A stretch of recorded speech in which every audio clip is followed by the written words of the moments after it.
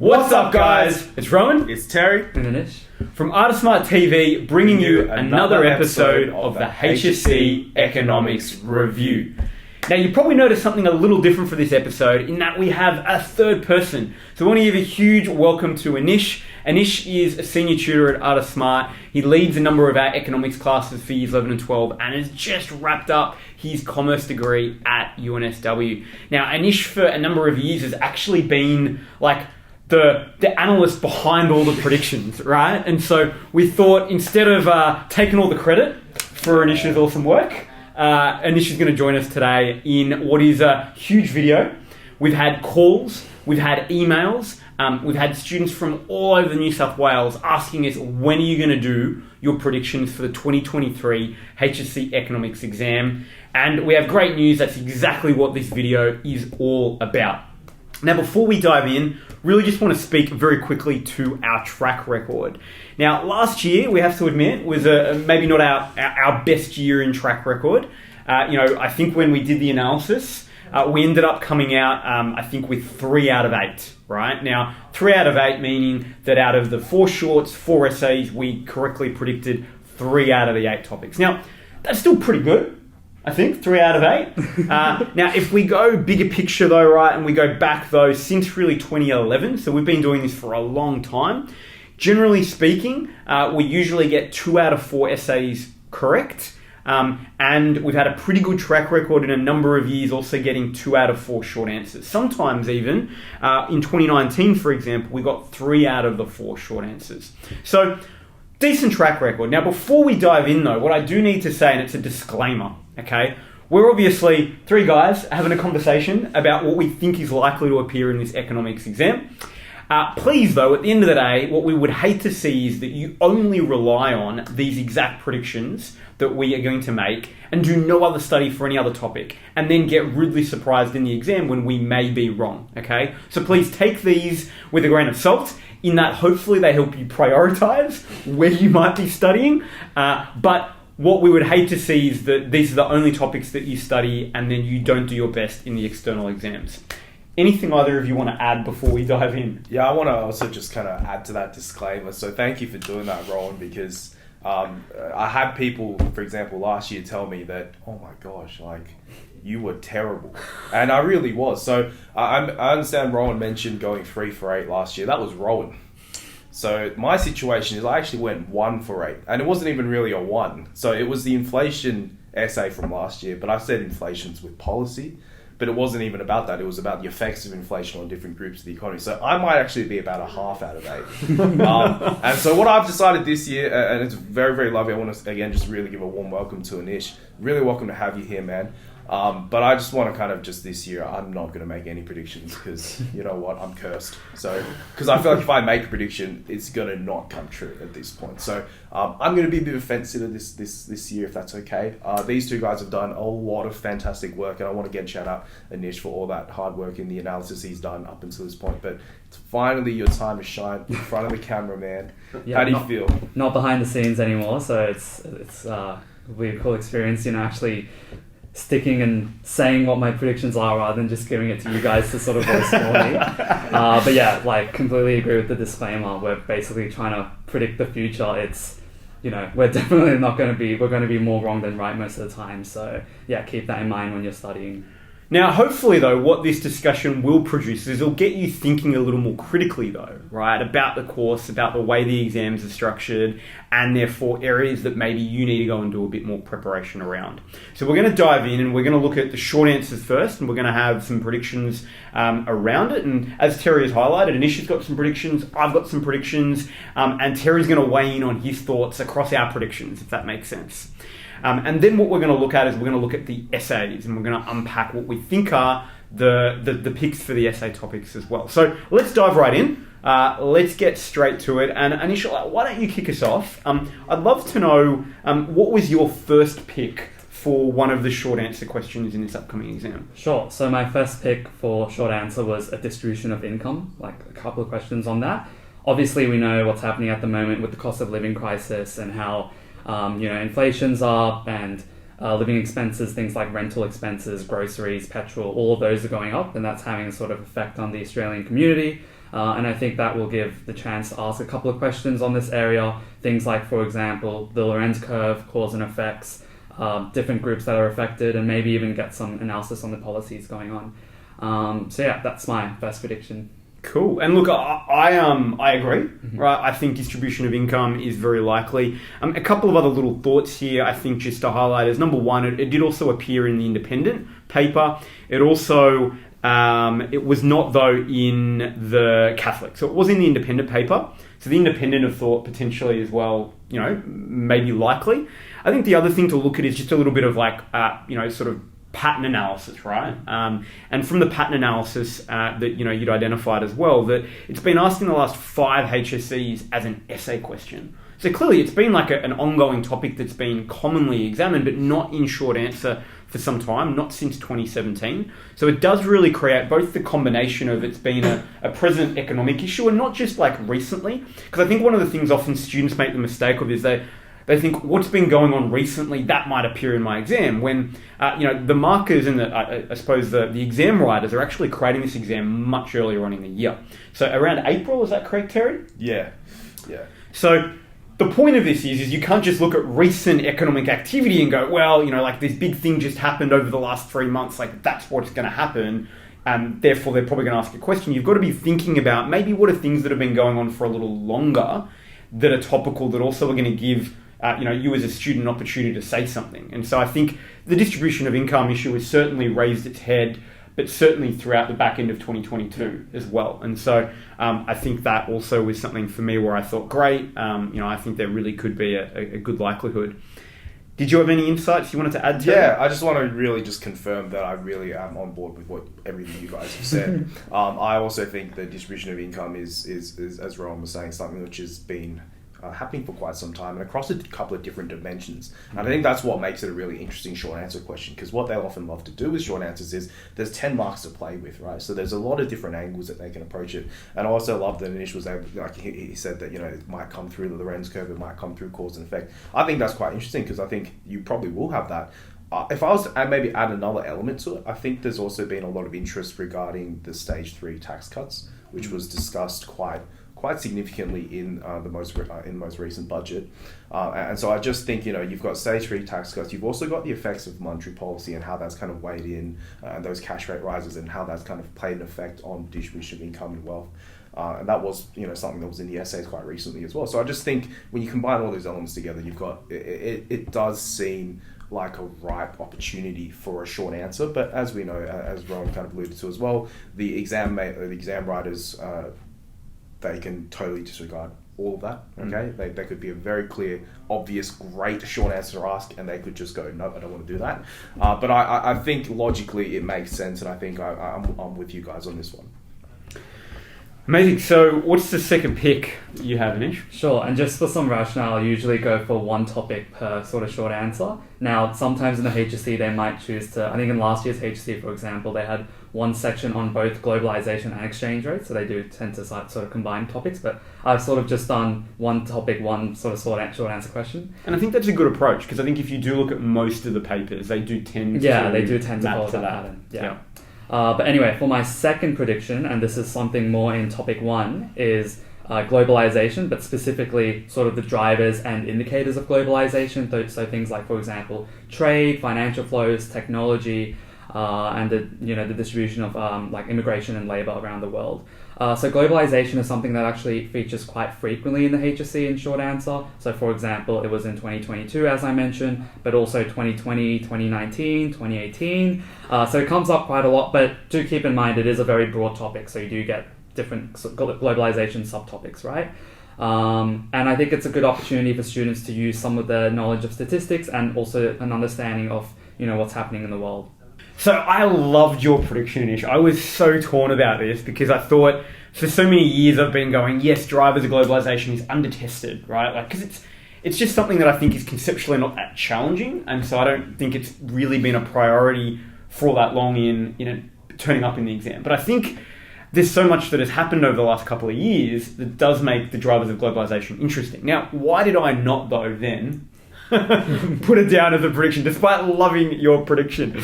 Look, I think I do agree that I think you're going to get something from globalisation. It appears so often, as you highlighted with the question analysis. I really sort of suspected, though, an international orgs economic development question. Now, why did I think that? Well, number one, it did appear in the Catholic paper this year. Now, that's not to say that the Catholic paper has, or the independent paper for that matter, necessarily get this right either. But I could see why it appeared there, right? I could see the rationale. And for me, the rationale was very much that there's been, again, a similar thing where for many years, international orgs has not really been tested, simply because they really fell out of global significance for so long. There was just not a lot they were doing. There was not a lot of impact they were able to have. And we've really come out of, again, a resurgence, right, as a result of COVID in many respects, of international orgs having a role to play, or at least having an increasing role to play. And we've also seen through COVID, I think, more conscious awareness of differences in economic development globally as well. So, I think there was a little wisp of that question as an essay in last year's HSC as well, right, in terms of economic differences. So that's why I've gone with an eco development international orgs. Terry, what were your thoughts? Oh, okay. So this is, just to remind you guys, this is the first time that Anish and Rowan have had a bit of discrepancy. Yeah. And so I have the very important job of adjudicating, right? So Anish, I'm really, really, like Rowan said, I'm really happy with what you said, but this one's going to go to Rowan. So a couple of reasons as well from my perspective of why I think international orgs just might kind of get the lead over globalisation drivers. The first one is that this syllabus is quite old. It's been going on for at least since 2004, so it's approaching 20 years old. There was a minor update in 2009 with the Fair Work Act, but for the most part, this has been a very, very old syllabus. It's definitely due for an update. Now, what tends to happen with older syllabus is that there are certain areas of the course that just kind of get left behind because they've almost just kind of exhausted every possible avenue that they can approach it from. So all it really does is it'll show up for a multi, it'll go home for the year, and that'll be it. So that's kind of where I'm sitting with globalisation. And also, you also mentioned last year as well, Ron, the essay about the economic differences. I actually think that was definitely an essay that nobody did. And there is definitely a tendency, in my opinion, that if something is either not done very much or not done very well from a previous paper, they'd love to see it feature again. So they're probably not going to be so brave to go, let's do that as an essay again. That's a bit brave. So what I'm thinking is they might try and throw a little bit of that kind of angle towards, international orgs, economic development. So I think there's a lot of scope for that. And I have one more reason, which is that I also this is just me being me, I have a Catholic paper bias. So I tend to, I'm really sorry, Tim Riley, if you're watching this. I tend to have just what I've noticed in the recent times is just that the Catholic paper tends to get it right a little bit more consistently. And so the Catholic paper picked this, so therefore I picked this. Nice, fantastic. So let's keep moving. So we've got 2 out of the 4 done. What is your third pick, Anish? Yeah, so my third pick is sort of in topic 2, it's balance of payments, but specifically something focused on the current account surplus. So this is actually something I predicted as an essay for last year, and I was sort of right. They kind of combined the balance of payments question with exchange rates as one of the stimulus questions, and I just think balance of payments is one of those things, particularly because Australia had a current account deficit for so long that nothing really, there wasn't too many updates that students could talk about, but all of a sudden there's been a current account surplus, so I felt it must be an opportunity for students to talk about completely different stuff and have interesting arguments and that sort of thing. But what you tend to notice is that they didn't really ask it that much more when it was a current account surplus. So I sort of think they'll finally ask some questions on it as a part of short answer. It was actually predicted by the Catholic paper, so hopefully that gives it some rationale. It's due to be asked in short answer. Balance payments hasn't been featured since 2017. It's more so been featured in the essay side of things. That's my reasoning for that. And I agree. I don't have a lot more to add, short of, I think, the current account. Balance of payments used to be tested a lot more frequently. And again, I guess to Terry's point, right, I think because it had been a deficit for so many years, I think they sort of ran out of things to really test about it. And I've felt that since it's been a CAS, we haven't really seen it come back. I mean, yes, it was, as you said, like tangentially as part of the essay question last year, but it still does feel like an area that hasn't had as much focus, and I think it should, and I think there's a lot of opportunity for short answer questions for it. So I'm in agreement. What do you think, Terry? Yeah, it's a yes from me. You know, 3 yeses. We go 3 yeses, right? Yeah. So I just want to kind of just very quickly speak on the bounce payments as well. So I think I wholeheartedly agree with what you guys have said, that it's I feel like it's finally a chance for us to talk about, you know, the current account surplus that we've had. You know, it's been ongoing since 2019, and I want to maybe, you know, just offer a perspective of why it hasn't featured, you know, exclusively on that surplus component since then. Is that unfortunately in New South Wales we do have a big issue with the inequities in distribution of resources, if you will, and so certain schools might not necessarily get the most updated textbooks. They might not necessarily get the most updated statistics,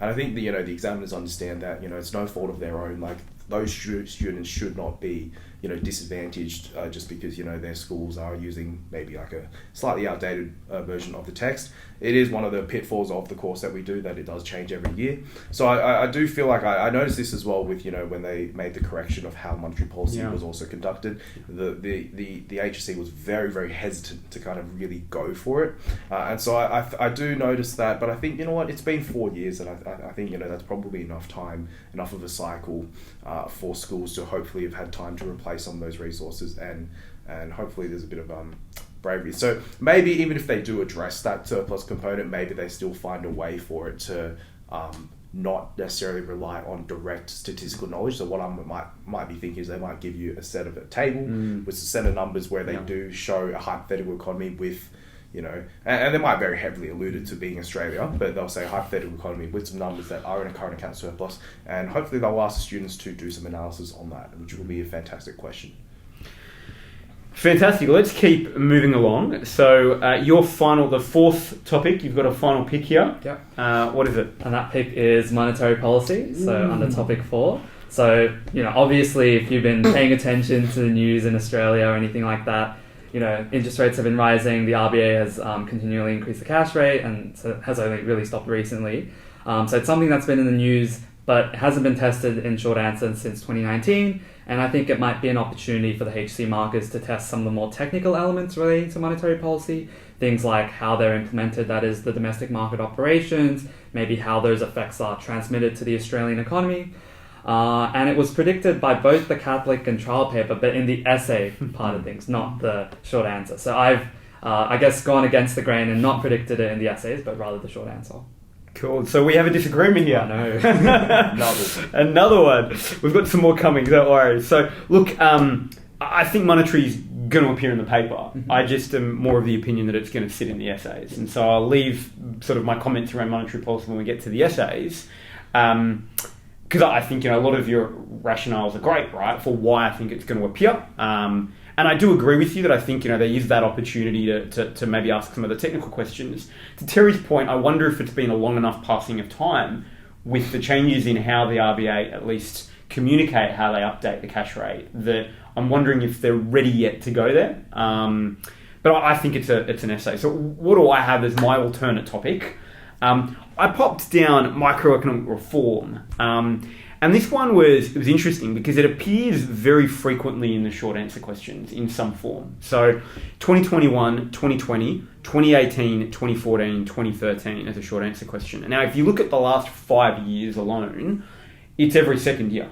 So it wasn't in last year's paper, which makes me think if we, you know, it may appear this year. Now, the other reason I thought it was possible is it's in both as a short answer question, the Catholic and the independent trials. As well. And so I guess looking at both of those, looking at, you know, the fact of just the pattern of how likely it has been, you know, I think, you know, it's a likely area. And I just, also my gut was I didn't think it was going to come as an essay this year, just given some of the trends in sort of prior years, you know, when we'd seen it appear as well. And so, yeah, I just felt it looked good for a short answer. Terry, what are your thoughts? So time to break the tie again. So I think I just want to first of all recognize that I do agree with, and I want to make a point of this for the viewers there, is that there is definitely a policy bias in terms of how much it gets assessed in this exam. I think you know, if you only had time to study one topic, I'd definitely dive right into topic 4. There's always a very, very large presence of the policies throughout the paper, you know, whether it's in short answers or essays, you know. And you know, that's our core. You know, we're having a bit of fun with it, but you know, you should be expecting, you know, to know it to a deeper level. I actually am with Anish. I understand. You know, we're going against the grain. We're being different. We're being unique. We're so, you know, look at us, right? But there's really no compelling reason for me myself. It's really just that I actually think that micro will probably be one of the essays instead. I'll go into why when we get to the essays, but for me, it's just I feel like monetary is going to be in this paper. I don't think it's going to be in the essays, so therefore I'm going to slide it into the shorts. So what I want to just quickly do as a pause point, right, is that either way across all three of us, right, what we're saying is it's highly probable micro and monetary land in, this is our opinion at least. Now we might disagree on where we think it's going to be in the paper, right? So, you know, what I want to just highlight is my observation is micro tends to be a part of the course that students don't do that much study around, partly because it's you know, I find a lot of students don't like it that much, right? Just to call it out, you know, like it's not as exciting as macro. It's also, you know, it can sometimes be a little challenging to wrap your head around, particularly because it's often aggregate supply. You spend a lot of time in this course with aggregate demand, and then it's like, great, we're now going to surprise you with a bit of aggregate supply. So I would just encourage you, either way, it looks like, you know, in our opinion, we think it's going to appear somewhere in this paper, right? And so if you've been ignoring micro, my suggestion is I'd probably brush up on it. Yeah. Okay. I want to maybe just add to that as well. I think, you know, if you are in the process of maybe preparing, you know, essays and whatnot, I think to wrap up what we're saying, the safest approach would be to have an essay for both monetary policy and micro, because I just think you're taking a very big risk here if you don't. Yeah, and look, either way, I think the good thing that I find is that essays are a really highly leveraged activity as a study activity. Like you write an essay on micro, you're probably going to be a lot better equipped to deal with it in short answer, right? And then inverse, same with monetary. So I think about it through that lens, definitely from a prep point of view. Now, you had an issue just like, and I didn't have this, and I don't know if Terry has, you had like here's another like, just out of left field, maybe like a little extra one to just think about here for short answers. What did you have for that, just as like a, you know, little possible... Yeah, so I decided to have a sort of a backup topic just in case those first 4 didn't come true. So the topic I've chosen is just economic growth, specifically looking at like simple multiplier, just because I've seen it, like some students in particular do struggle with the simple multiplier and the calculations behind that. Economic growth as a topic hasn't been tested like sort of by itself since 2016, so I think it's due to be asked. And yeah, you can obviously pair, you know, economic growth with another topic as well, maybe something like an exchange rate or fiscal or anything like that. So yeah, just in case those other 4 predictions don't come true, I put that out there. Did you have any thoughts? Yeah, I did. I do want to kind of like leverage what Anish was just saying about that kind of cross-topic approach towards the question. So I looked at my analysis and I thought, well, what have I not kind of neglected this year? And I thought, you know what, it's what gets neglected every year. It's labour market reforms. And I also just thought for a sec, well, hang on, labour market reforms actually lends itself so well, absolutely brilliantly to crossing over to other topics. So what I've just got here, for example, is you could start us off with some calculations like Anish was saying with economic growth, but calculations with unemployment might start there. Then you might move on to a little bit of some stuff about the Nauru. You might move on to some stuff about wage growth, and then you might come all the way back and kind of do a little bit of a 5 or 6 marker that revolves around labour market reform or policies that can kind of address some of the issues that were brought up in the earlier parts. Now, not every question is always going to be that cohesive, so sometimes the only thing that's tying the 10 marks together is that they're from the same topic. But I just thought, you know, if they are going down that route of let's try and combine a few different areas across the course together into this one beautiful synergistic question. That'd be a killer question though. I really love that. I don't know how many students would love it. Yeah, so maybe I'll save that one for when I write a paper next year. But I think it'd be a good one. I agree. That'd be awesome. So now let's jump into essays, okay? And this is, for many of you I know, like the essays is an area that can create a little bit of anxiety.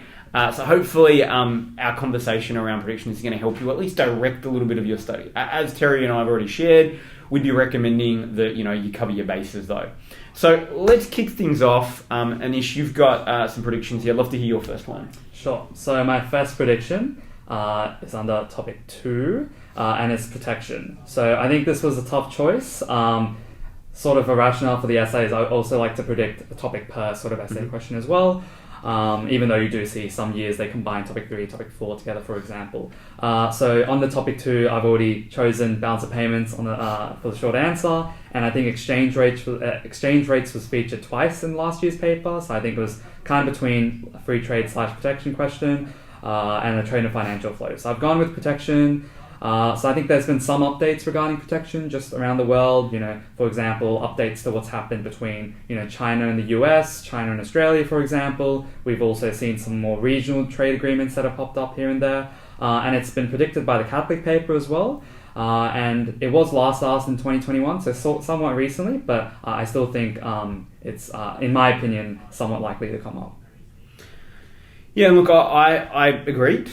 I thought, I didn't have, to be honest, too much to say short of the fact that, I know you had made a note around that tough choice between protection and trade and financial flows. And I suspect sometimes what I observe is that you can really pair a question around protection that's really around like trade and looking at trade in of itself. And I think when you zoom out for a moment and look at trade, like I think, yes, we've got some updates certainly with, protection, but I think we've also got certain challenges that have been made clearer as a result of COVID with global logistics constraints.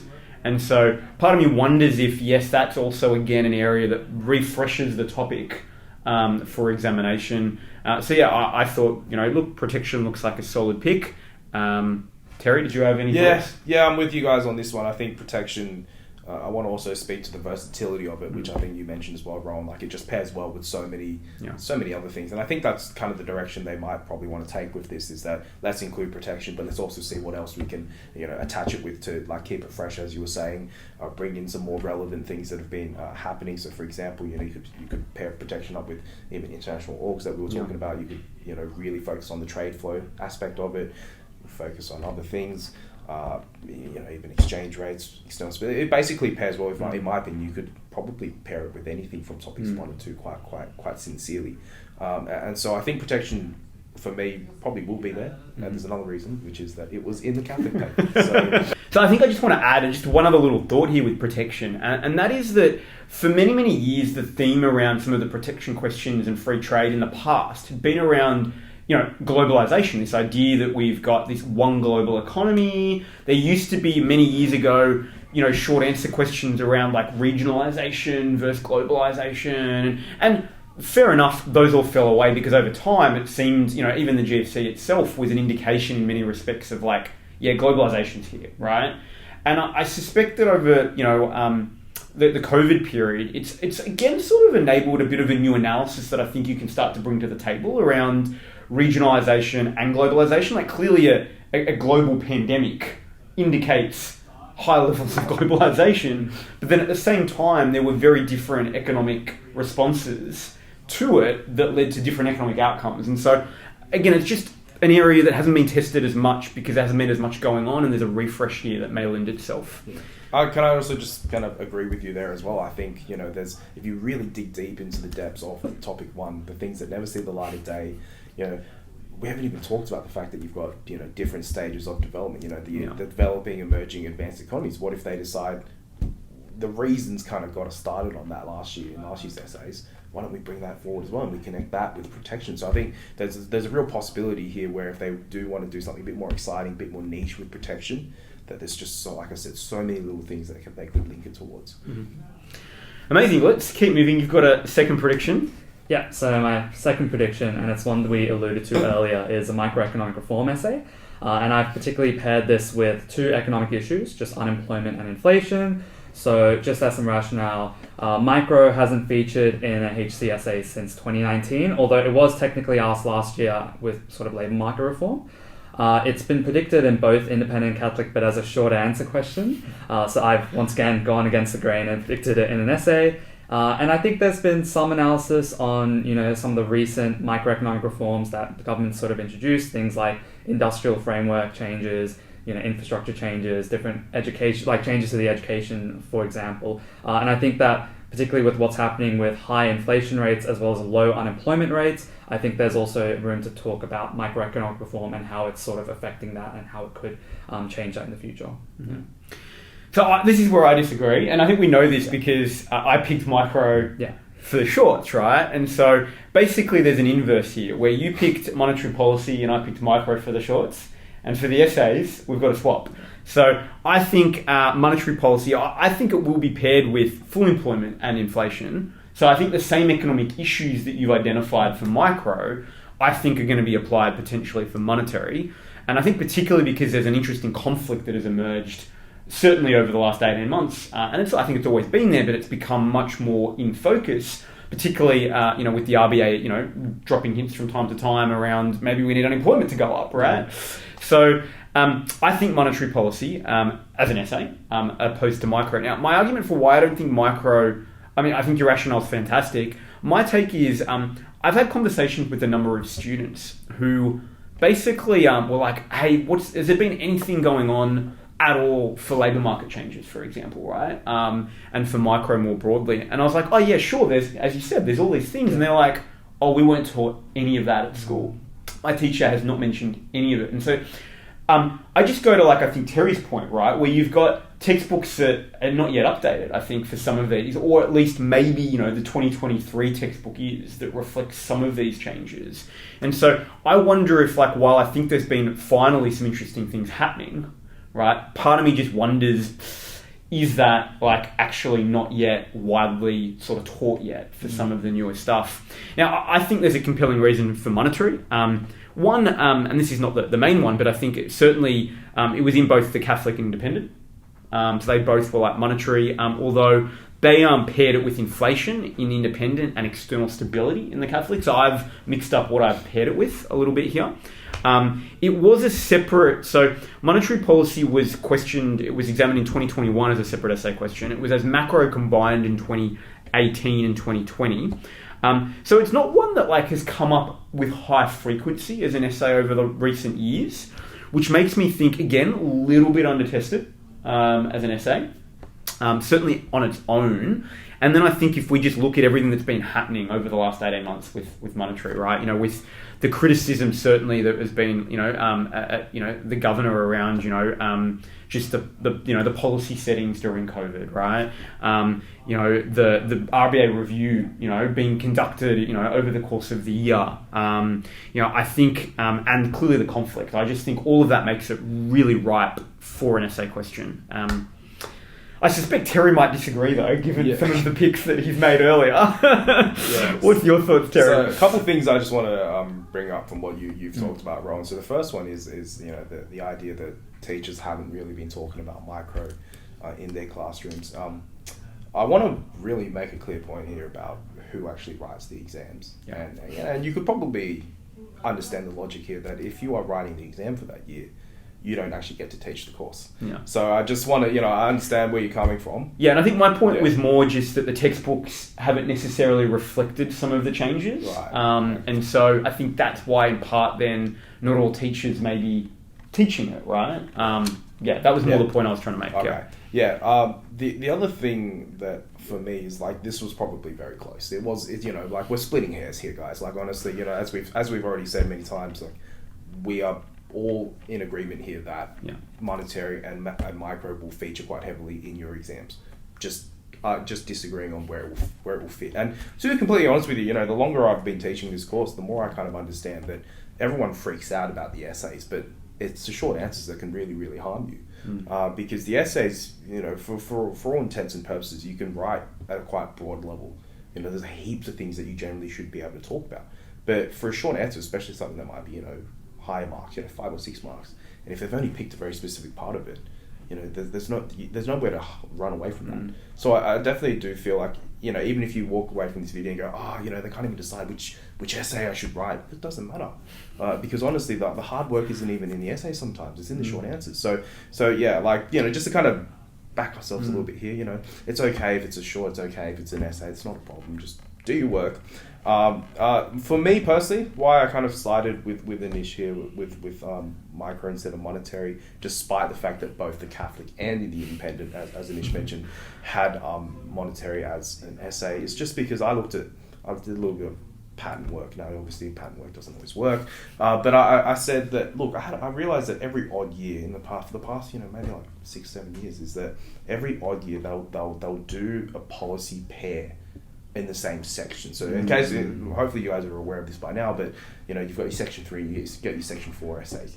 And what they like to do is they don't just look at, as 4 separate questions. They also like to look at it as 2 pairs of questions, right? And so you also almost want to look at it, well, what am I asking for one of the questions? And more than likely, what will therefore be the other question? And so I looked at this and I said, well, every 2 years there tends to be a policy pair question. And so for me, and this is a bit of a spoiler, but I'm going to go with fiscal.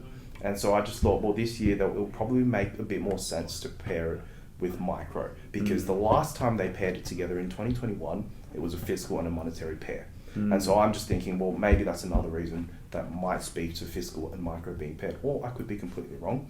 2019 had a fiscal and micro pairing. Yeah, I do have that here as well. Yeah. So I said 2021 was fiscal, monetary, 2019 was fiscal and micro. And so I thought, Cool. So Anish, what's the next prediction for the essays? Yeah, so the next prediction, sort of similar to what Terry was just saying, is a sort of macro essay, but particularly focusing on some of the conflicts between the macro policies, as well as some of the limitations associated with those specific macro policies, so both fiscal and monetary. So in terms of macro being asked in previous HSC essays, it was asked in 2020, and then in previous years it was asked from 2018, 2017, 2016, 2015, and then 2013, 2012. So it was asked with a really high frequency, sort of like, a couple of years ago, and then they've had a bit of a break from it. But and so because of this high frequency, I think there's a chance that it might get asked again if we just do some pattern work behind that. I think both papers, both the Independent and Catholic paper, have predicted monetary and fiscal, but mostly as separate questions rather than combined sort of macro question. And I think this essay lends itself quite well to students to talk about some of the trade-offs between the two policies. And I think I've seen a lot of articles about some of the trade-offs between, for example, monetary and fiscal, where monetary, they're trying to slow down the economy, but fiscal, they're trying to help people in the economy, and they need to do that through more spending. So there's an obvious trade-off in there.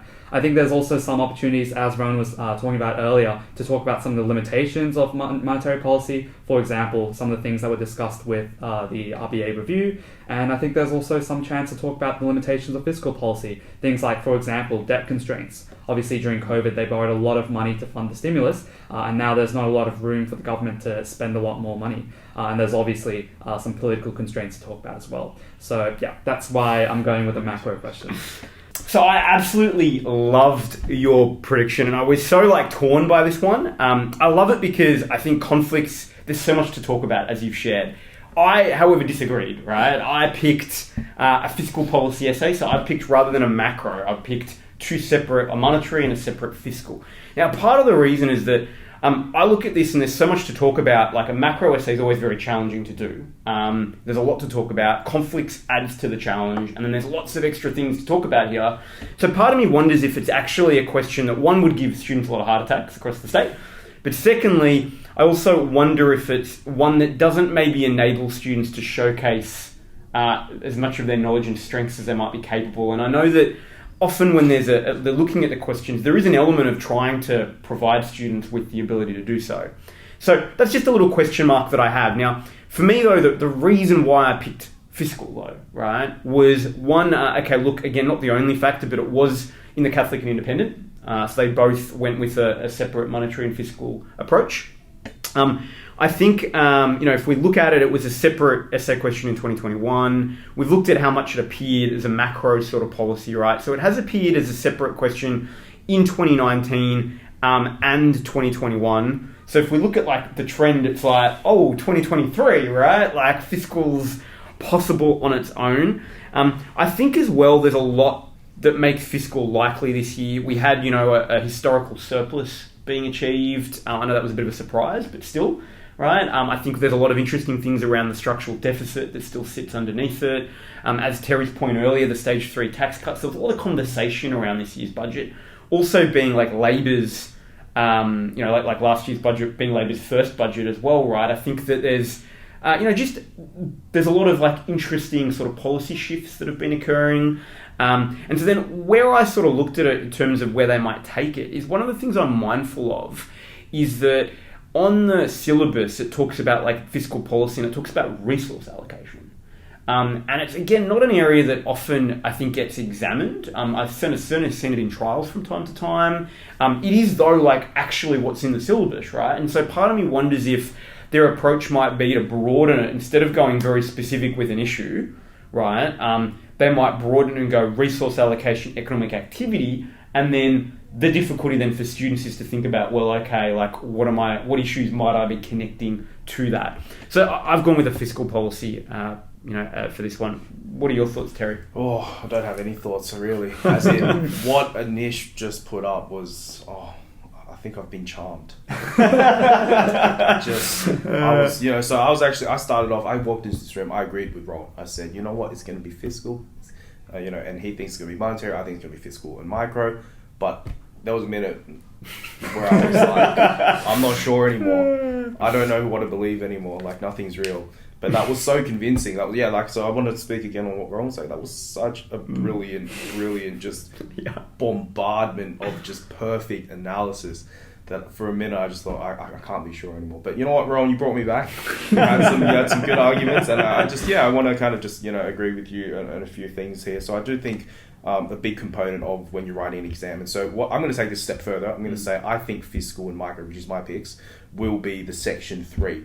And to talk about the element of accessibility, the reason why, if you were wondering, why do I have to suddenly integrate some graphs and some quotes into my essays? Well, the reason for it, you high-performing economists, is that it's actually given, that essay is deliberately separate from section 4, which is a free response. The stimulus essay is given because it gives students who may not necessarily, be the strongest economics students, it gives them something to work with, it gives them some kind of inspiration, to still write a decent response. I know for a lot of high performing students, they almost look at it as like a burden, why do I have to use this? I've got all my stats ready to go. I don't need the free stats, you know what I mean? But so I think where fiscal tends to sit is that it will sit as a section 3 opener, if you will. It will calm the nerves, let the students have something, prevent the heart attacks, as Ron was saying. So I actually do love what you were saying though, Anish, about the interplay between, the conflicting objectives. And I actually think, with what Ron was saying, fiscal's done enough, when you have when you're in that year where you're going from a surplus to a deficit, I think there's probably, to speak to what you were saying before, there's enough where we can actually use some of that, conflicting objectives. Why were they going after one objective in the last year's budget and now all of a sudden they've switched gears, you know what I mean? So I think to say what you're saying works, but maybe they just keep it focused on fiscal rather than doing all of macro. So I think, the brilliant ideas from both of you guys. In the end, it's almost like we've got 3 different versions. Myself with fiscal and micro, an issue with macro, and then Ron with fiscal and monetary. So this one's probably where we're kind of a bit divided. But I'm with Ron with the fiscal one. And what I would say is I agree. Like I put my monetary and fiscal as a section 3. Right, as the 2 options, like you choose either one or 2 of them, and then you've got section 4 as some separate choices, which I'd put the protection essay in there. Yeah. So the final one, right? I mean, I know you've got another possible up your sleeve, but like the final one in terms of like the 4, right? What have you got? Yeah, so I've gone with a case study essay, which I know some students have sort of mixed opinions about. And particularly, I've done a case study question which will compare Australia with another economy, specifically looking at economic growth and economic development. So the case study, I think, is something that hasn't been asked since 2017 as a HSC essay. But I think with the recent updates that have happened because of COVID, there's been different countries having introducing different sort of policies, experiencing sort of different events because of what's happened during COVID. If you look at, for example, China, which is a country that a lot of students choose in HSC Economics, there's been a lot of updates regarding, for example, the zero COVID strategy, what's happening to their real estate sector, for example. And I'm sure other countries that students do as case studies have had sort of similar changes like that as well. So I think there's a lot of room for students to just talk about what they've learned regarding those countries. Also, it was predicted by the Catholic paper as well, which is always good. I think, and look, I agree. Like, I thought case study was a really good pick. The thing I would also add in all of this is that if we zoom out for a moment, like a lot of the time the focus is, responses to globalization. And if you think about it, a global pandemic is an example of globalization. It's a different type. It's a contagion of a different form, right? And I think how countries responded have certainly set different countries up for success post-COVID recovery, right? So I think you're right. There is some interesting things that can be drawn out from that. I think the other thought that I really had as well here is that, it's going on a little bit of that trend that we've talked a little bit about already around like the development, and how it's been, it's one of those areas of the course that's a bit under-tested in topic 1. I find that whenever students are asked, and I see this often for the internal assessments, right? Obviously, the case study is a very popular internal assessment, and in recent years, I've noticed that schools have tended to try to certainly when they're trying to keep students on their toes a little bit more, focus the question on economic development rather than just the growth section, right? And I've also observed students tend to not do very well with that, right? Because they're focused very much on things that are growth. Or they don't work and they don't, adapt it sufficiently in terms of, because obviously there's a relationship between growth and development. So anyway, I've just found that it's one that, at least I've seen in internals, hasn't always been done that well. And so there's, I think, some opportunity also if you do it to stand out, right? By getting the development side right. Terry, what were your thoughts though? Yeah, so I'm with you fellas here with the case study. I think it's actually the reason why I've been so bad with my predictions because I've been saying it's going to pop up since I don't know when. Because it's been under-tested since 2017, right? So I've probably been doing it for since like 2019 probably. Yeah. So it's responsible for all my wrong guesses. I don't intend to be wrong for a 5th or 6th time, right? So eventually, even a broken clock is wrong. Is right. Sorry, twice a day.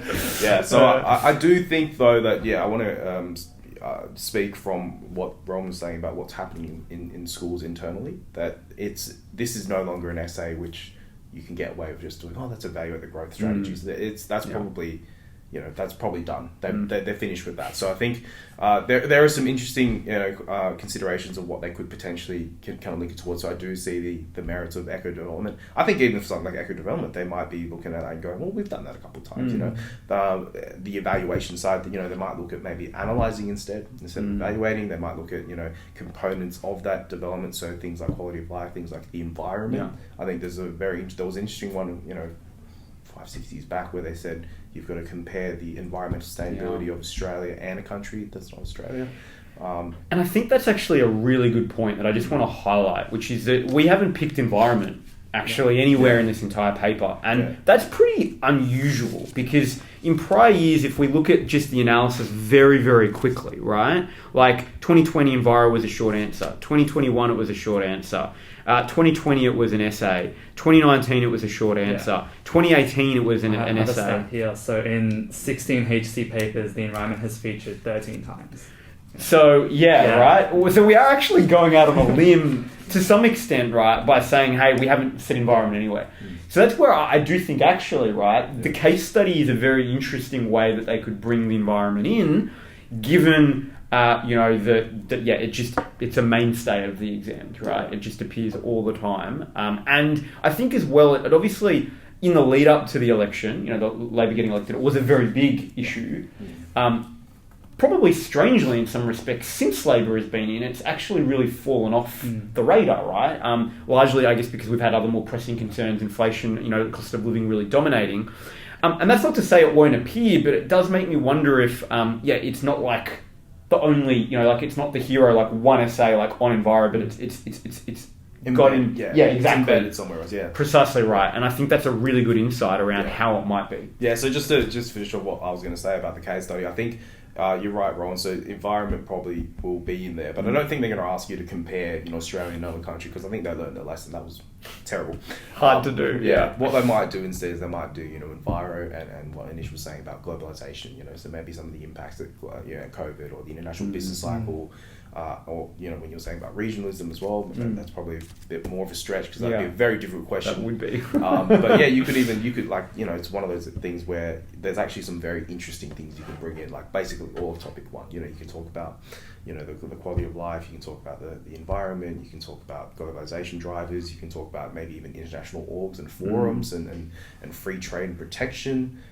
So yeah, it could go anywhere with that one. But like I said, if it's not in this year's HSC, I'm going to be very disappointed. Send us a message in the comments below right after the exam if it is or isn't in. We'd love to know. Now, just quickly as we go to wrap up, you had a little sort of sneaky extra possible, right? That might appear. And I sort of came up with one just for good measure as well. What was yours that you identified? So my sort of extra option was external stability, just an essay focused on external stability. So looking at maybe some of the trends, some of the policies surrounding external stability, some of the effects of external stability as well. A bit of a curveball prediction, but it's actually featured quite a lot in previous HSC essays, but not like the main focus of the essay, kind of part of mainly a topic 4 question. But I think maybe there's some room to talk about things like, for example, the high levels of government debt. That's particularly happened because of the COVID-19 stimulus that we had here in Australia. Maybe even talk about things like our reduced exchange rates, some trends in current account, some trends with foreign equity as well. Bit of a curveball one because I do know the students I teach in particular don't enjoy it at all. But it was predicted by Catholic, although they paired it with a fiscal policy question. So yeah, potentially that could come up. Now, and look, I love external stability, and I think yes, it's also quite interesting given clearly the government's focus with the budget last year in trying to get it. I mean, they didn't initially plan it, but certainly I think they had in the back of their mind that it would be likely to get to a surplus. So I think certainly there's some stuff going on that makes it interesting, topical, and certainly under-tested. I suspect, I had a position where I was like, look, it's very rarely asked as its own, and so I thought, I had a different pick as the possible, and I had a labour market. I think it might have come up earlier on. Did you have it as a short answer somewhere? I feel like... you had it under micro reform and unemployment as an essay, which probably fits a little bit under there, right? Yeah. So in some respects, I think, that it's a really good pick, right? And so I did put the possibility of some form of labour market, again, just because we've actually had some industrial reform over the years. But, I had a lot of question marks over that, as I said, because of the fact that I don't think a lot of the textbooks have necessarily been updated to reflect some of it. That was just a little thought. It's an area that students tend to avoid as well when it comes to study. And so part of me putting it in here was just to say, hey, don't ignore it.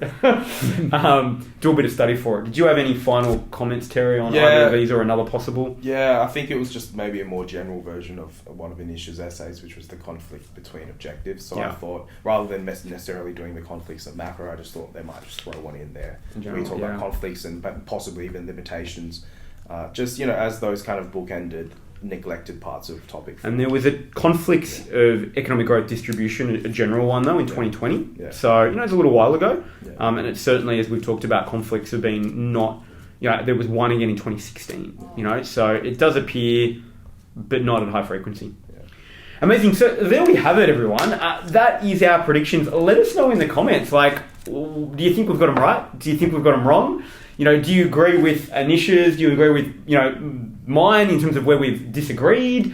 Or do you agree with some of Terry's additional insights where he's suggested some tweaks? We'd love to know if you think we've missed something. You're like, hey guys, how could you have missed this? There's this big thing that, let us know. We'd love to hear it. The whole point of this is really, it's really crowdsource some of these suggestions and ideas and really support as, you guys enter into the final week or two before your HSC exam, support your preparation so that you can do some final prioritization. If you haven't got some of these essays or shorts done, just smash out a couple of practice so that you're better prepared. So let us know in the comments. Otherwise, stay tuned for more videos. If you're in year 11 going into year 12 and you're just watching this because you're an economics nerd, make sure you hit subscribe because we'll have a new season of videos coming as the new HSC 2024 year unfolds. Otherwise, all the best for HSC 2023.